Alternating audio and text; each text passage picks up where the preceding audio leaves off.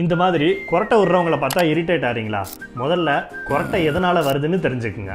நார்மலாக நம்ம சுவாச பாதையோட டயாமீட்டர் 1.3லேருந்து 2 சென்டிமீட்டர் வரைக்கும் இருக்கும்.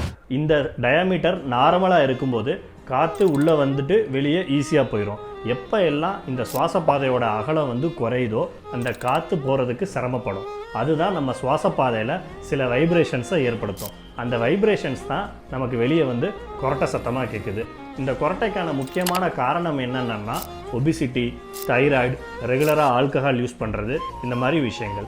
சரி, இந்த கொரட்டைக்கான ட்ரீட்மெண்ட் என்ன அப்படின்னா, கொரட்டைக்கான ரீசன் என்னன்னு கண்டுபிடிச்சி அதுக்கு தகுந்த மாதிரி ட்ரீட்மெண்ட் பண்ணுறது. உதாரணமாக ஒபிசிட்டினால் வர கொரட்டைக்கு அதுக்கேற்ற மாதிரி ட்ரீட்மெண்ட், தைராய்டு தொந்தரவு இருக்கவங்களுக்கு தைராய்டை கரெக்டாக ட்ரீட் பண்ணுறது. ஸோ உங்கள் பல்மனாலஜிஸ்ட்டை கன்சல்ட் பண்ணி முதல்ல உங்களுக்கு கொரட்டை ஏன் வருது அப்படின்னு கண்டுபிடிச்சி அதுக்கான ட்ரீட்மெண்ட்டை கரெக்டாக எடுத்துக்கோங்க.